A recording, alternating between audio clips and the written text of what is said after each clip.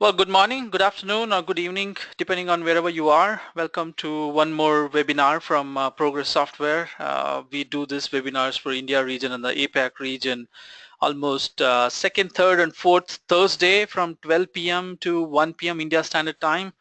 And then we just talk about a couple of technology things, be it Datadirect progress or sometimes even generic developer topic. Today we're going to be talking about one of the interesting enterprise scenarios, like how do you visualize your cloud data. Basically, visualization means maybe a chart, maybe a gauge, maybe a kind of a visualization where you pictorially represent the numbers or pictorially represent the data, right? So that's data visualization, visualizing the data that you have. Somebody says that just by having data is not going to be effective. You got to visualize it. Somebody has to make sense out of those data, right? So that's where things like the graph, the charts, the gauges, they all help you to visualize your data and make more meaning out of your data that you are holding. So today we're going to be looking at that scenario where probably you have a cloud data, meaning you have your business data on the cloud. One of the typical examples that we get, or typical scenarios that we get in our day-to-day work is, hey, I have Salesforce data. What can I do with it? Like, can I build a beautifully looking HTML5 based visualization? Can you help me? Well, that's what this whole talk is about. So I'm going to be showcasing how to expose that Salesforce data, and then consume that Salesforce data, use Kendo UI, fantastic HTML5 based visualization components that we have as part of Kendo UI, and build a dashboard, right? So that's the whole premise of this webinar today. If you have been regular, you will know who's the the voice behind the mic. So my name is Lohit. I work as a technical evangelist with Progress in India, and I'm also a Microsoft MVP. That's how I look. And you can know more about me at my short URL. So let's start with what is the problem that we are trying to solve, right? What's the problem? What problem are we talking about for today's webinar? So I try to set context up front, and based on that, we take it forward, we see the solution, and we build the solution. So that's how we will roll today. Well, the problem is very simple, right? You have your cloud data. Well, I have put Salesforce because, as I said, uh, in my day-to-day job, most of the question that come for me is, okay, I have sales data on Salesforce, can you do this? I have data on Salesforce, can you do that way? How can you expose it? So Salesforce does expose the REST APIs, but keep in mind that the REST API has a limit according to your licenses, and and the things that you can do with drag and drop are fine. It helps you, it takes you somewhere with those drag and drop kind of no code kind of a scenario. But yeah, if I need a custom content, or for example, what you're seeing on the right hand side is what I've built already. I'm going to show you the kind of dashboard Salesforce allows you to do, but this is something that I built from scratch. I know Kendo UI, I know Node.js, I know JavaScript. So using Node.js, Kendo UI, and JavaScript, I was able to build the right hand side, whatever you're seeing, the visualization, right? As I said, I just put Salesforce as the one of the examples today. That's my use case today. That is, I have a data in Salesforce. I want to build a beautiful looking data visualization for that, right? And so the thing is, you have your cloud data, you need to transform that to kind of visualize that to what you're seeing on the right hand side, the visual dashboard that I built. The example that we're going to be looking at is when you go ahead and then do a trial on Salesforce, they do create you a bunch of dummy data. There are leads, there are accounts, there are opportunities, and opportunities will be in different stages, different amounts will be there. The opportunities are usually in different status, one closed, one, or those kind of stuff. Stages will be like it's in nurturing stage, or those kind of different things are available. As you can see there, opportunity by types: existing customer upgrade, existing customer renewal. That's the opportunity by type. Whereas by stage is nothing but closed win, is decision maker, needs analysis, the different things that you maintain. So I may want to take a look at perspective of all these things, right? How many are there, how many are in particular stage, how many are in particular type, and then I want to kind of have a pie which gives me kind of a chunks, and then I want to also have the bar chart. So that's the idea of how do you solve this, or how do you build this, right? So the first and foremost thing is, like, as I said, in Salesforce, this is how you get it. So this is the dummy data they automatically give you, right? This is the example of accounts that I have. Basically the accounts are nothing but some accounts that I'm working with. There are certain leads also. Let me show you. So here's the leads. So these are some of the leads. So basically you start with a lead, and then the lead gets converted into an account because you now got the business from them or whatever, and then here is an opportunity. So lead, an account, and account tries to give you an opportunity, maybe a work or whatever it is. Now these are some of the things that this is the live screens scraping that I've done. Like, I've taken a screenshot or snapshot of my account, my leads, my opportunity that I have as part of my Salesforce trial account, and that is what I'll be using as the data sets, and we will see how easy it is to expose this, or how easy it is to consume this and then build something in Kendo UI. So what is the solution that I'm proposing? Well, the solution that I'm proposing is like this. I don't care. Today I'm talking about cloud-based, right? Salesforce is a cloud-based. Well, what if you have a similar situation with the data in-house, right? Probably you have on-premise. Assume you don't have a Salesforce, but you have the same set of data in your own organization, and then if you have that, that is fine. You will always be able to uh, kind of use that. But the idea here is, probably you have more than one cloud data source, right? You have a Salesforce, you may be on Google Analytics, you may be on Eloqua, that's a marketing software. So Marketo is another marketing software. So probably you have stored data, all these places, right? And then you need a single interface in order to go access this data and then expose the data, use that data that is there, and then build some meaningful things out of it, right? So that is what we're going to look at. That single interface is what I'm going to be showcasing. Without writing any code, I will be able to expose the data from Salesforce as a OData protocol. If you see there, it says OData REST. So OData is a protocol from Microsoft, but it has become now a OSS standard. People are accepting OData as one of the data exchange protocol. Fantastic protocol. I've been working on OData for quite some time now, and I like it because as a consumer, I get all the power. I don't have to worry about producer not allowing me to do something. I can do grouping, sorting, paging, everything from my side. I don't have to ask the server or the producer that, hey, you know what, I want it this way. So that's what it is. We're going to be looking at what that middle single interface is going to be. But this is the whole premise. Like, I have Salesforce, and then I will take a single interface, and then from an on-premise application, I'm going to access that single interface and get data out of that. So maybe the question that you have at this point of time is, hey, what is OData, right? Basically OData is nothing but an open protocol to allow creation and consumption of queryable and interoperable RESTful APIs in a simple and standard way. I've been following OData from 2012 onwards. That's when Microsoft came out with OData, and then I was kind of excited with the kind of things that you can do with it. If you're interested to know more, what you can do is you can always go to odata.org. That's the official website for OData, and it has all the information on how to get started, what is OData, what is the spec that's going to be there, all those things.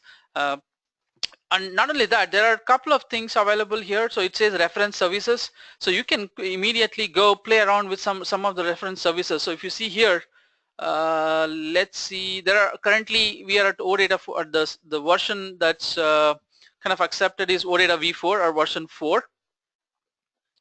So what I'm going to do is version 4, as you can see here, I'm going to bring up Postman. Postman is nothing but simple way to test RESTful APIs. So what I'm going to do is I'm going to copy this.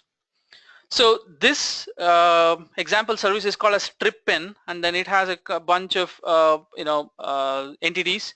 For example, people is one entity, airports is another entity. Let's take a look at maybe the airports. Let's see what we get. So airports, is it, these are all case sensitive, so I'm going to say I don't want that. And there we go. So the moment I said airports, notice here I'm getting the OData context. The context is airports, and then it says name San Francisco, IATA code is SFO, location is so and so, in all those things. Well, let's say, and now what has happened is I think I've got, I don't know how many data I've got, so let's check that. Well, I've got everything. I think whatever they have, I think I have got that. So let's say I want to know how many airports uh, data that they have, right? I can always do dollar count, and then they say, okay, in the database there are only 5 databases available, and if I want to say, like, okay, give me top one, but skip the first one, so I can say dollar skip is equal to 1. So now I'm going to get the second one. Hang on, so I made a mistake in the query. So it's actually question mark, that is you're appending a query string, and I will say top is equal to 1, skip is equal to 1. So it skipped SF1, then it is giving me the Los Angeles now, right? So let's say I want to get, let's go back to this one. What do they say? So as you can see here, the KSFO is the unique identifier here. So in this case, it's the ICAO code. That's what the primary key or whatever it is. If I look at the metadata, I will be able to,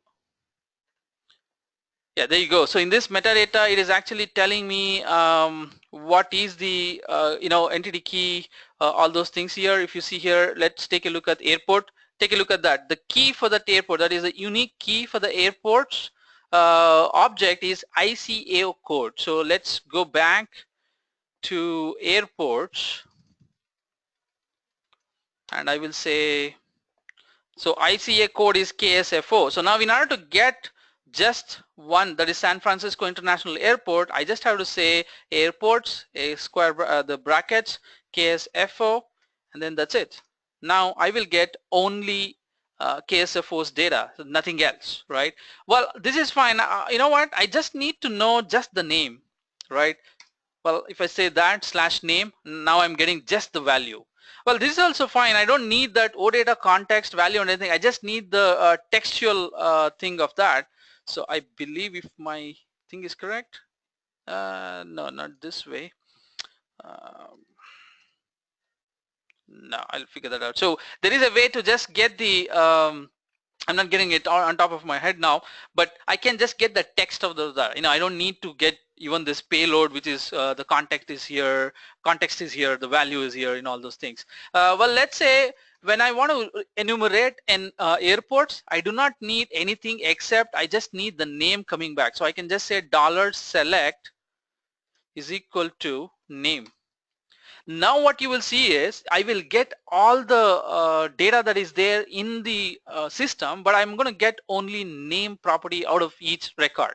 So as you can see, I'm getting 5 records and it is sending me only the name, right? And I can also do an order by, and I can say order by is equal to name, DESC, descending. Now we will have, okay, it's gone wrong, SLJ. Okay, what did I say? Descending, sorry, I will have to say ascending. And now you see Beijing comes first, John F. Kennedy comes second, Los Angeles comes third, San Francisco comes fourth, and the Shanghai is the 5th one. So this is now automatically ordering the by name. If you want to order it by something else, you can do that. So if you need to get more than one column, you can do that too. So all I need to do is, let's figure out what other columns we have. And I think we have the name. So let's bring the name, and then let's say I need the ICAO code and I need the IATA code too, and I just need the location slash address. That's all I need. Okay, I think this guy is not gonna work. ICA code and then order by this. And there you go. So we get the Beijing Capital International Airport, ICA code, IATA code. I hope you're getting the idea of what you can do with the OData. So this is OData for you.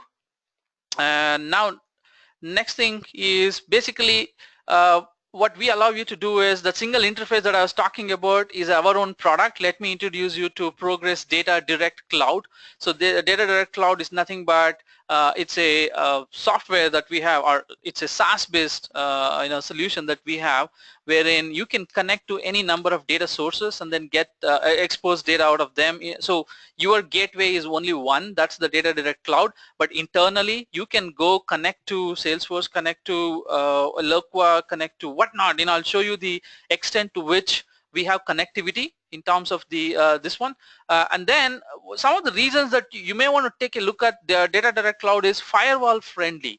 So let's assume you want to consume this Datadirect Cloud behind a firewall. Well, no problem. What we give you is you take the Datadirect Cloud account, and then you create your own data source on the cloud, and that's the connectivity that you're creating. But we will give you a ODBC driver or a JDBC driver, whatever you need, and you install that behind your firewall, and then you connect through that driver, and then the driver knows how to communicate securely over your firewall to our cloud, meaning Datadirect Cloud, and then it knows who you are, you will have your credentials, and then we know how to capture your, we know how to execute your endpoints, the data sources that you've created, and then we will get you that. So that's why it's a firewall friendly universal connectivity, meaning we give you almost connectivity to any data source that you can think of.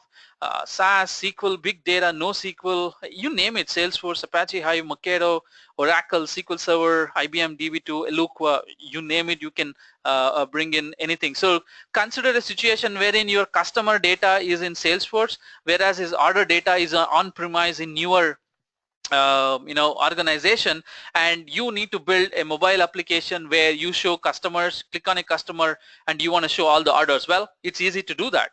How? Take Datadirect Cloud, connect to Salesforce, and expose your on-premise SQL Server or on-premise Oracle using our Datadirect drivers, and that's it. So now your mobile application has to just hit the Datadirect Cloud, where you have exposed these data sources, and it gets data from both the places. But your gateway is only one. You need to connect to one single interface. That's the Datadirect Cloud. Single standard interface, we give you ODBC, JDBC, or OData REST. So that's what it is. It's a single connectivity interface that we give you. You do not have to worry about anything else. That's it. You want to connect through ODBC? Well, we give you that. You want to connect through JDBC? We will give you that. And my favorite, as of now, because of building so many mobile applications and all those things, I need a REST API. Without REST API, I cannot think about building or exposing things on mobile, right? So we will give you the OData way. It's a SaaS, meaning we host basically you come in, you say like, hey, you go ahead and do everything, but give me that access to Datadirect Cloud. I'll pay you by the data that I use. So we allow you per month 5 GB of free data exchange. So when you read through our Datadirect Cloud, we meter you based on the amount of data that you're exchanging from us. Probably you make a query and then you get a 10 MB of data. Well, that's your cap. I mean, that's your meter. Per month, the free account that we have as part of Datadirect Cloud will keep looking out for 5 GB of cap. The moment you cross the 5 GB, we'll start charging you based on 10 cents per MB. So that's how it is. And then it's cost effective, right? You pay for what you need, what you use on a monthly and per user basis. If you know that you will never cross 5 GB, well, there you go. It's free, right? And then it's proven.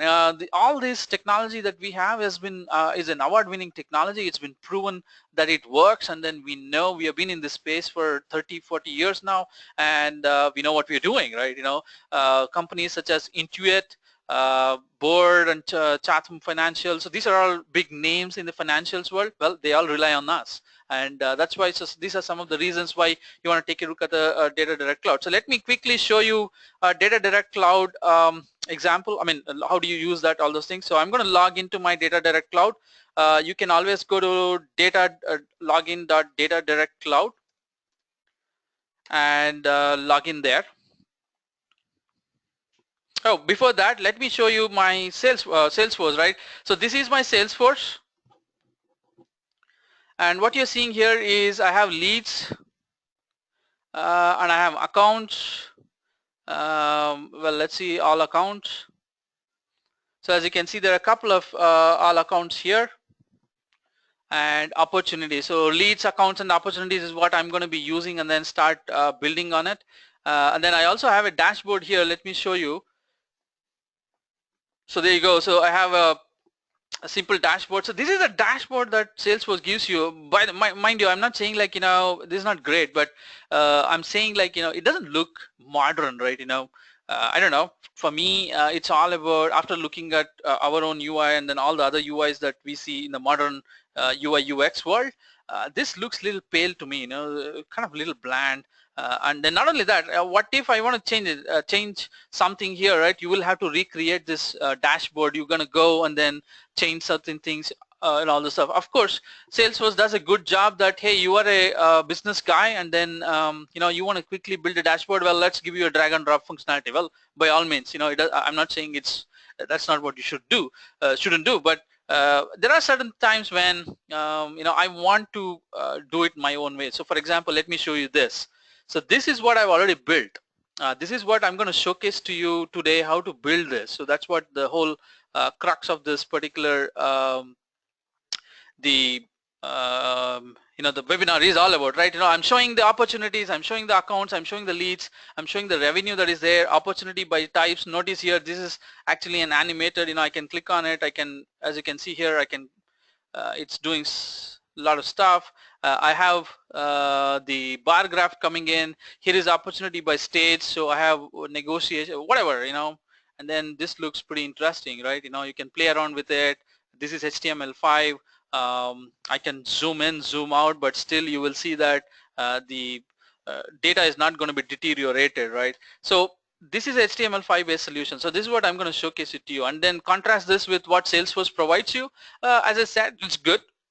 It meets the needs, but if you want to build the modern looking UI, well, you need something which is good, right? So that's where we come in. So the Datadirect cloud, how do you log in is, you will have to first create your, don't have a progress ID, register now, so you can register it. We have a free tier, so you can go and then register for the free tier. So I'm going to log in now.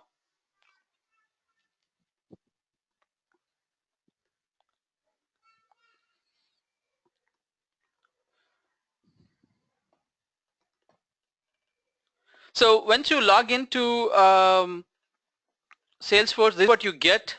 Basically, it's saying dashboard and then it says data sources. So let's go to data sources. In the data sources, I'm going to say new data source. So for us, from the document cloud perspective, this is nothing but, these are the data sources that you can connect to and then expose it from Datadirect Cloud. If you see there, Salesforce, Oracle, SQL Server, IBM DB2, Marketo, Eloqua, Oracle, Amazon Web Services, Redshift, Dynamic CRM, Hadoop, PostgreSQL, MySQL, Progress Open Edge, Role-Based, our own products, and then not only that, analytics, Sugar CRM, Financial Forces, I don't know what is ServiceMax, Viva CRM. So we allow you to connect to any of these data sources without writing any code, and then you can expose the data. So now, in the interest of the time, let me go and then do a Salesforce connectivity. So here is where you start doing stuff. You will need to name a unique, you will need to give a unique name. So I'm going to say Lohit SF, connector, or let's make it short. So GNL SF, data set. I'll just say that. So this will be my Salesforce connector, right? So it needs, we need you to give us your user ID, right? So my user ID is this,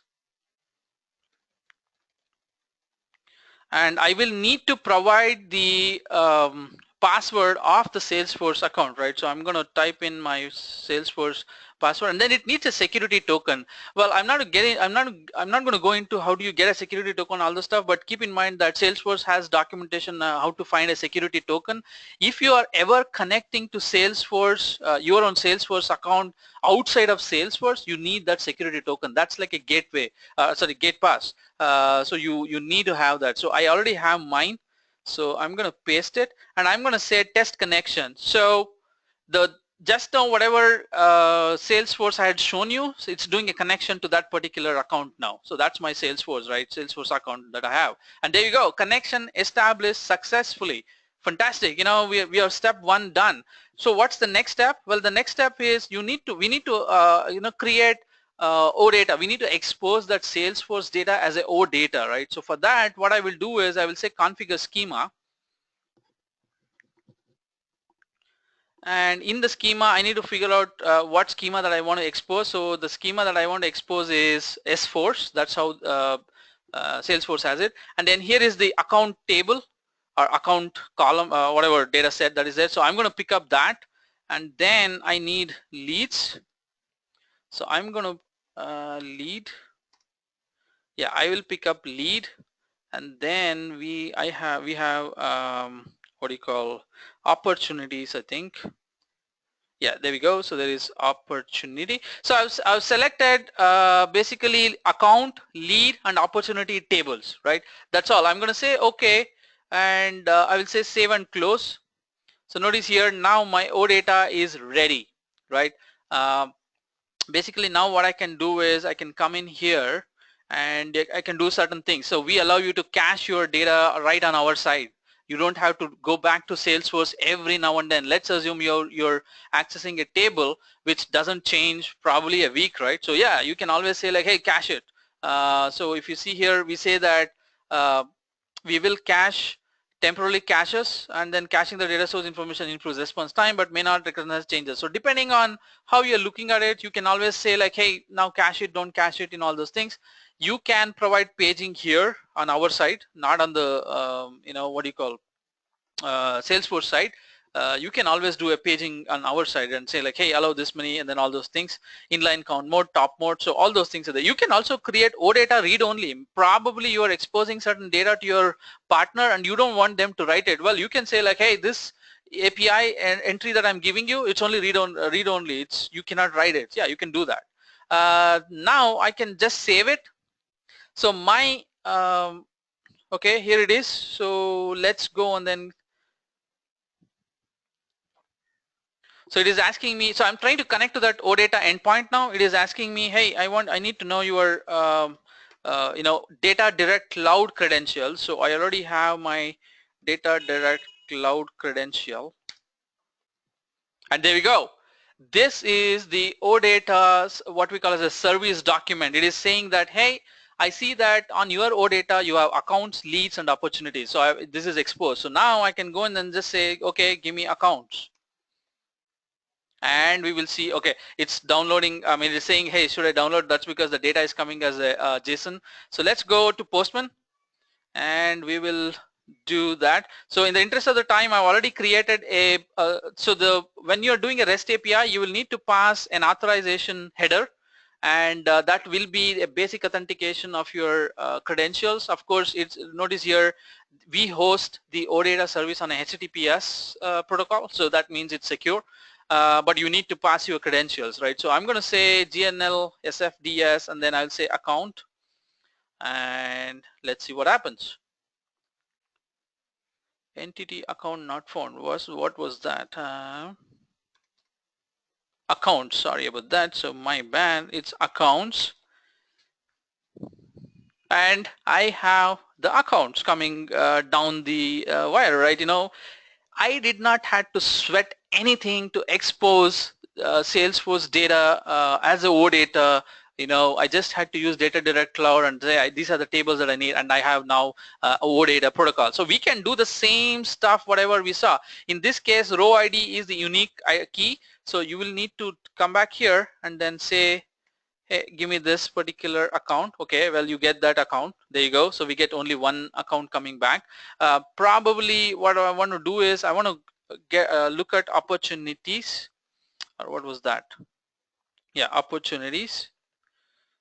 So in the opportunities, what I want to do is I want to get our dollar select is equal to some of the things like amount and sys underscore name and type, and I think there is a status. Let me take a look at that. What did we have? We had amount, expected revenue, and sysname type. There is a status column. Let me figure that out quickly. Okay, let's go one by one. Stage name. Yeah, that's the stage name. So there is a stage name, and amount is what? Amount is also capitals. So these are all case sensitive, meaning the column. So there we go. I'm getting just amount name, sys name, type, expected revenue, stage name, right? So now what I can do is I can make use of this whatever I have, and then start building on a front end application, right? So now you understood what the OData is all about. This is how I'm able to expose the OData like this. So next what I'm going to do is I'm going to use Node.js and then start building up something called as a Node.js based web application, and then start getting things onto Node.js application. So in the interest of the time, what I've done is I've created a simple Express.js, or on the Node world, Express is one of the web applications framework that you have. It understands the routing, it understands different routes in your application, and then you can create views which are rendered against that route, right? So what I've done is I've already created an Express application. I have said that, hey, views will be under views folder, what you're seeing here, and view engine that I'm using is the default EJS, and I'm also saying like any static files will be served from the client folder. Now one thing I forgot to mention was we will be using Kendo UI as the front end. Kendo UI is nothing but an HTML5 based JavaScript JavaScript UI framework, and Kendo UI out of the box contains three things: web widgets, mobile widgets, and data visualization widgets.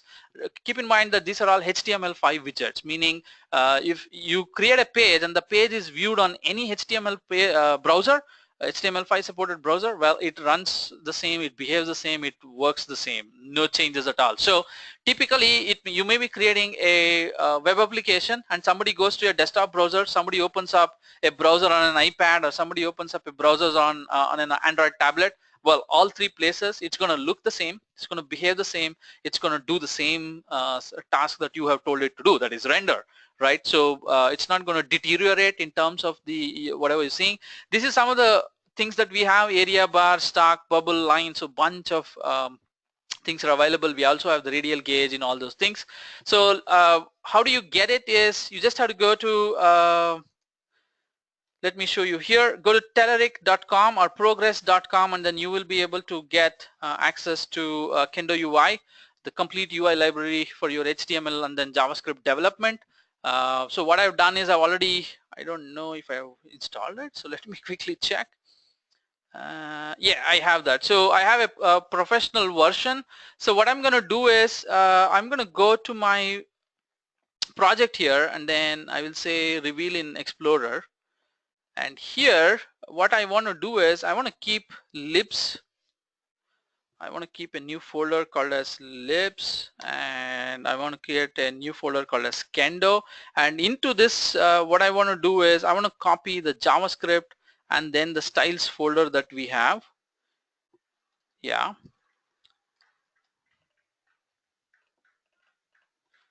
So now what I have done is I'm going to bring in JavaScript into my Kendo UI into my JavaScript project, meaning the Node.js project. Keep in mind that I'm keeping it in client folder because the JS files, the style sheet files, these are all static files in nature. They will be served from there. So that's why I've set up already in this line where I say app.use static. The folder name is client. So now under client libs I have Kendo stuff coming in. So what we can do now is we can go to index.js and we can start creating stuff on this index.js, right? So let's say control home. In the interest of the time, I'm going to start putting some stuff here. So I'm saying this is a doc type HTML head, title is dashboard. We need certain things now. So this is head. So I'm just putting certain meta tags, and then notice here I have href, libs kendo styles kendo common.min.css, libs kendo styles kendo.flat.min.css, and then I've put a couple of style here for the body background, and then header. Okay, we don't need the header. Let's go back here, and I need a bunch of JavaScript files, so let me get those things.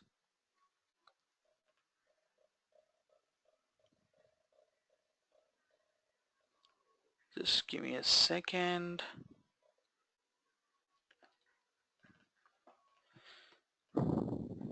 So we need a couple of JavaScript files. After this, I have to close the head, and then I have to start the body. Then I'll place my couple of script files, and I'm going to close the body.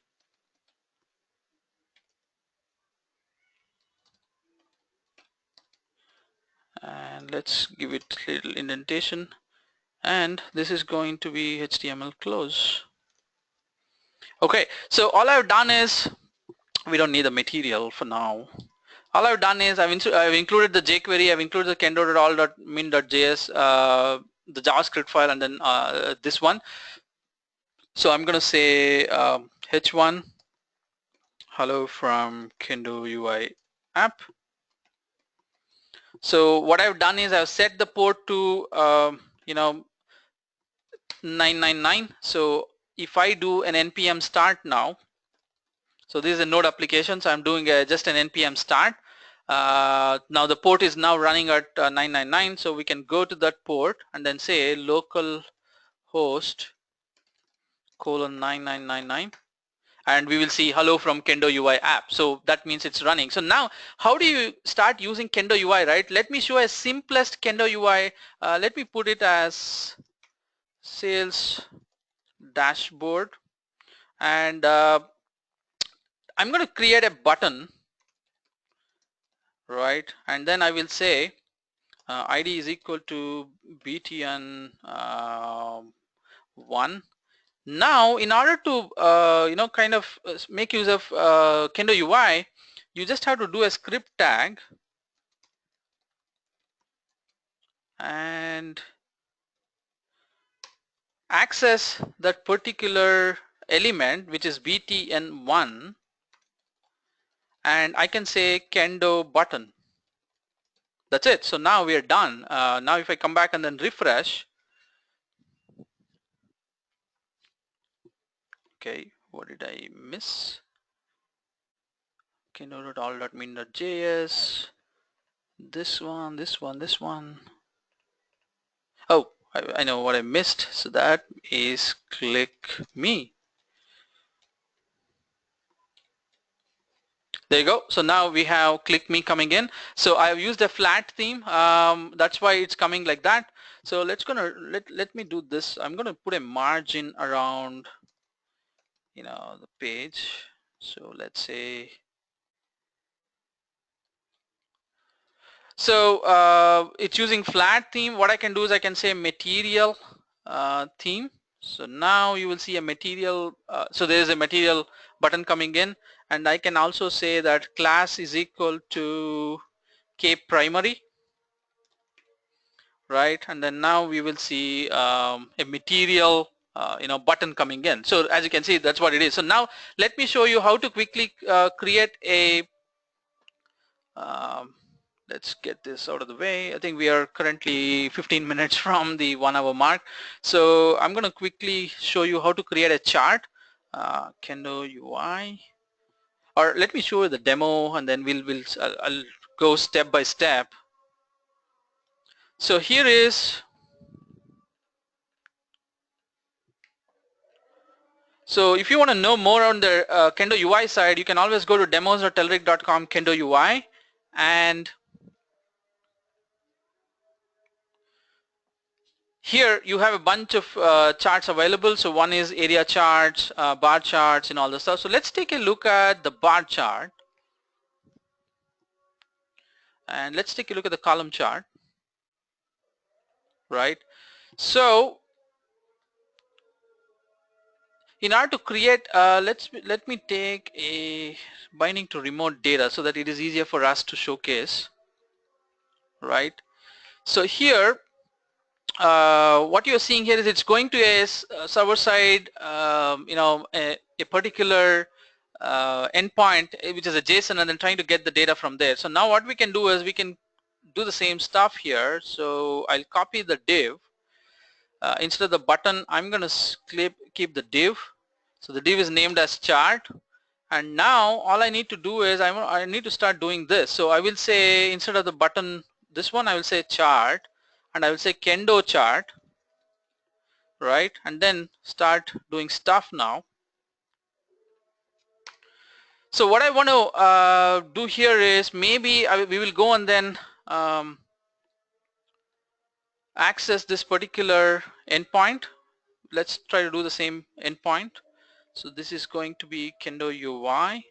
So the way you provide data to this is you will say data source is equal to this, and then you will say transport, and transport has a read, and read takes a URL, where to read the data. So I will say URL, and this is going to be this one. There you go. And we will have to say what kind of data type we are expecting. So we're going to be expecting a JSON. Then if you want to sort, yeah, you can do this. So what Kendo UI allows you to do is we provide you all this little goodies, where for example when you do this, just sort field year ascending, we know how to send that to that particular service and then get it. So I'm going to copy rest of the things maybe till here. So notice here what I've said is I've said, so let's oops. So I've said title is so and so, legend, place the legend on top, series default is, this is a columnar chart, right? That's what it is. And then when we are creating the series, it's actually a you can provide multiple series. So in this case, what I'm going to do is I'm going to just take one, the nuclear or whatever the data that we have. But you can go and then provide any number of series that you want. And then you need to tell what is the category axis, meaning x-axis will be bound to what? Right? So I can say, hey, the x-axis will be bound to year, and label is rotated 90-degree, major grid lines, all those things. Then I can actually customize the value axis. So value axis, I'm saying format is based on a number, major unit is 10,000, line, yeah, make it false, meaning don't make it visible. Then tooltip, I can say visible true, the format will be, it's a number, right? So if I've done everything correct, what we should get is it goes to this particular URL and then comes back, and then later I will show you how to do this for OData, that is what data that we have. So let me go and then do this. Now there you go. So it says Spain electricity production. Looks like I have hit a issue, which is the cars issue. Maybe let me check. Yes.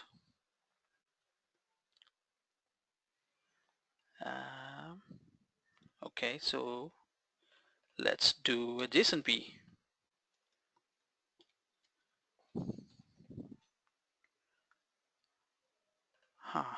Okay.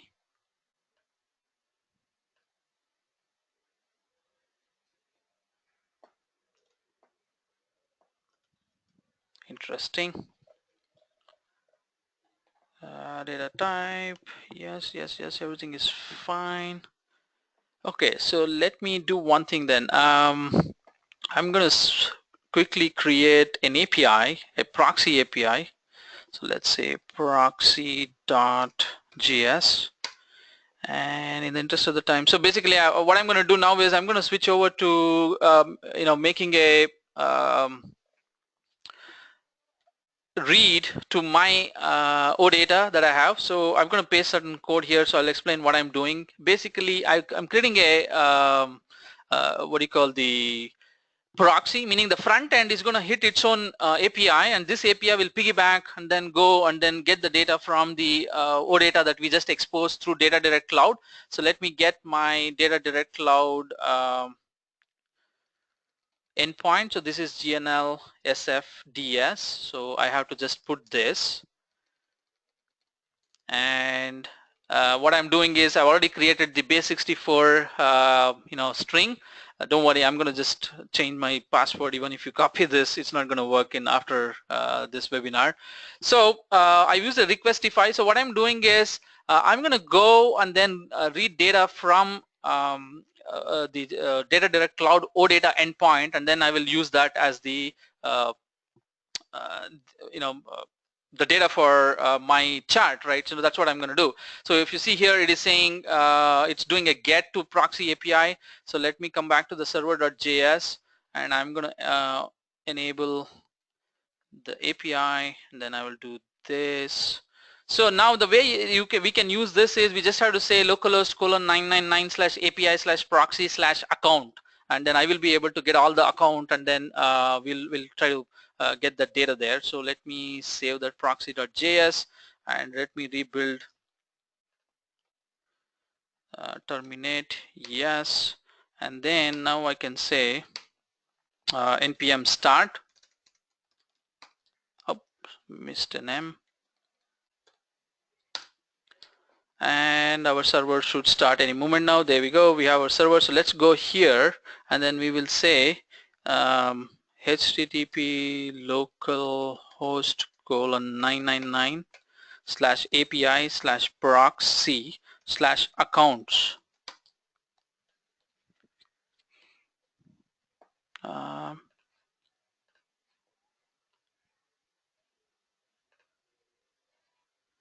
Okay, this is, oh my bad, instead of colon I have semicolon.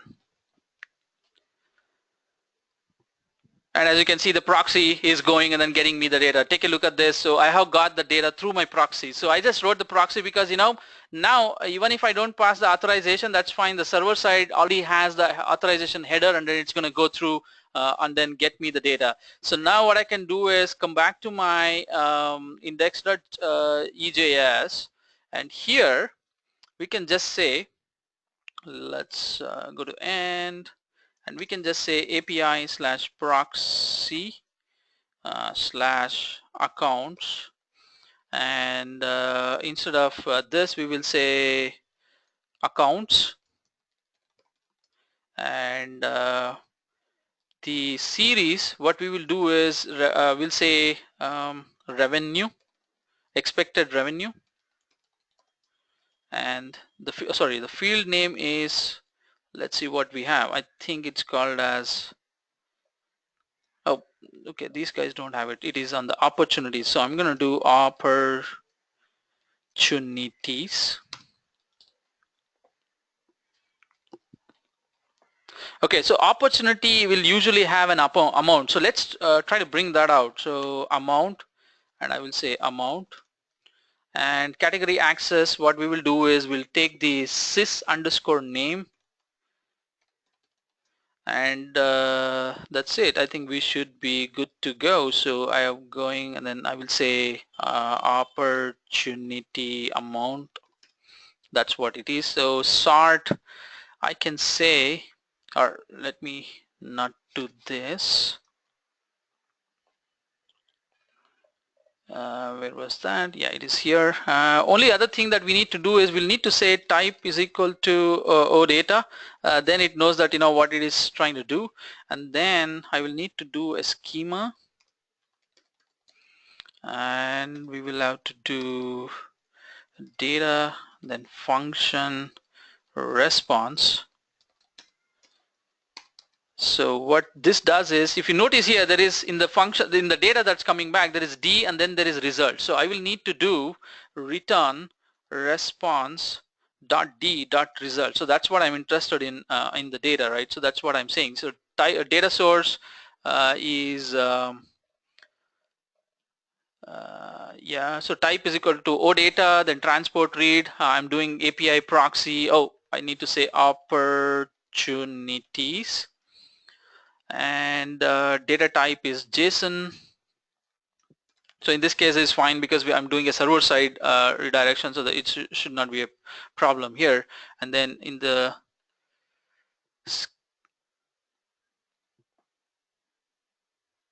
proxy.js, response.body. Yeah, so we are getting that.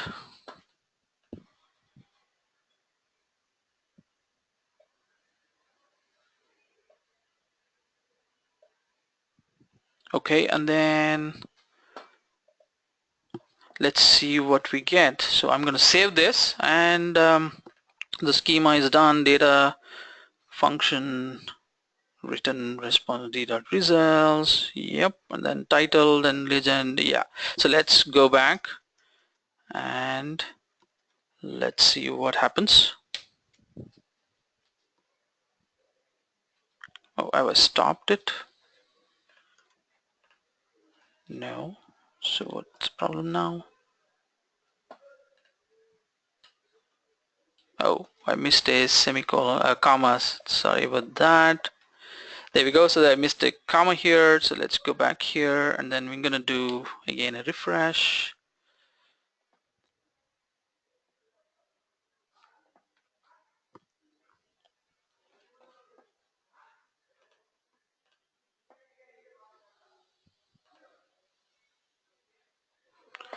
Okay, none of my demos are working today. What happened? So chart, Kendo chart, type, data, OData, transport, title.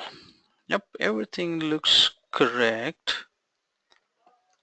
So let me check the network. Is it going? Yeah, it is going. But I'm not getting the data.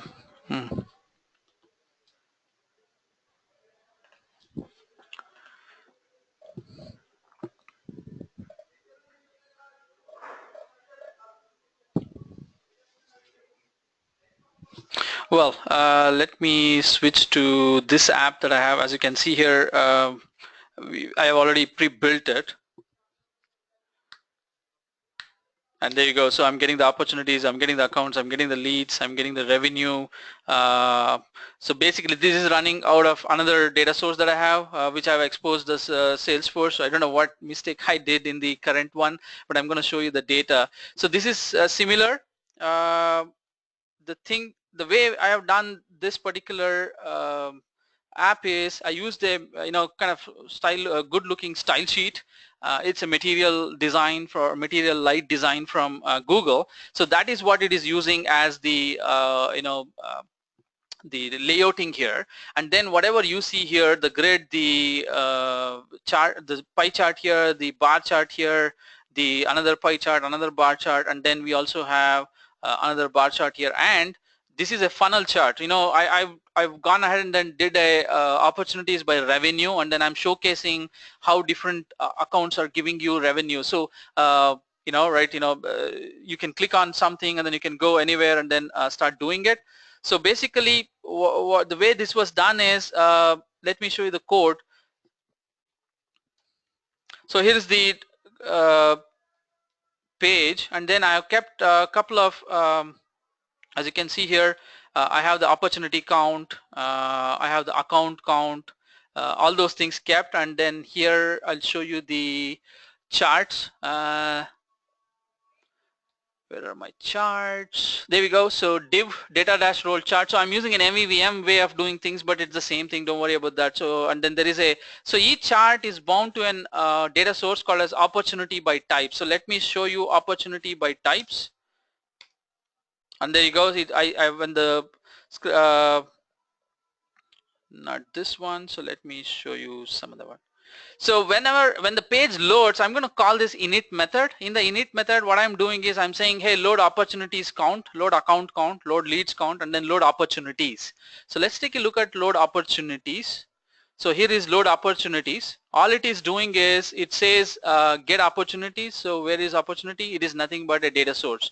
Notice here the data source is the same, OData, and then I do a read URL is equal to so and so, data type is JSON, and schema blah blah blah, and then aggregate. So I'm also doing an aggregation on the expected revenue based on the sum of the revenue. I do a sum. and then I'll come to know how much is the total revenue amount that I'm getting as part of my revenues, right? So this is the data source, but when I call on data source, I'm doing go fetch the data. Once the data has been fetched, I group it based on the type. So this is what you can do with Kendo UI data source. You don't have to do anything, rather just use the constructs that we have. We have a grouping construct or grouping function, and I've said, hey, all the opportunity data that came down, I want you to group by the type and then aggregate the count. So what I'm showcasing is, if you see here, opportunities by type, right? How many opportunities are there by a type called as existing customer replacement, existing customer upgrade, new customer? So I want to get the count of it. So that is what I'm doing.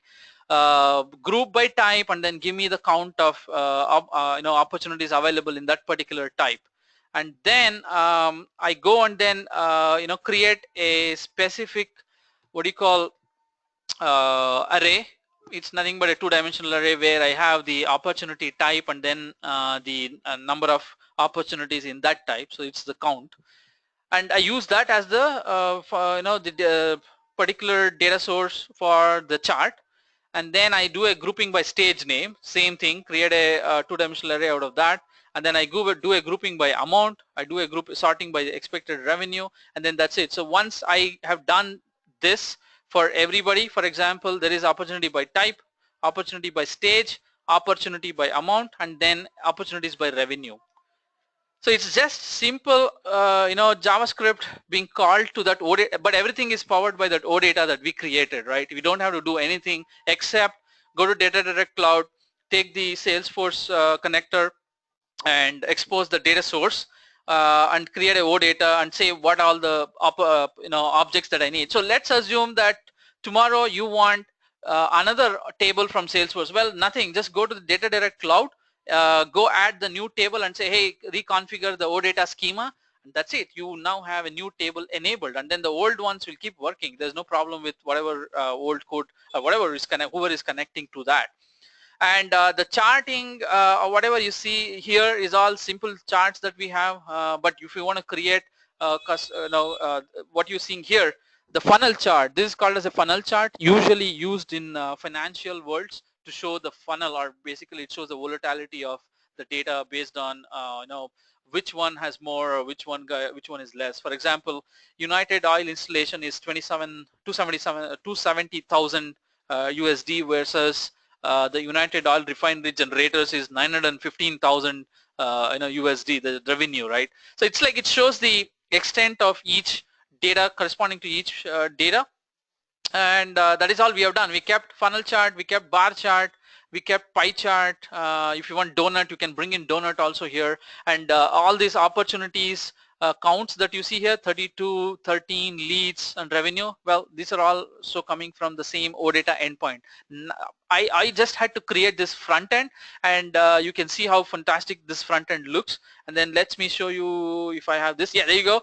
So the same opportunities that you saw there on the Salesforce, well, I can create a fantastic looking grid now here. So this is a Kendo UI grid, and what you're seeing here is basically I brought the same data over here, and then notice here now I can do a lot of things now.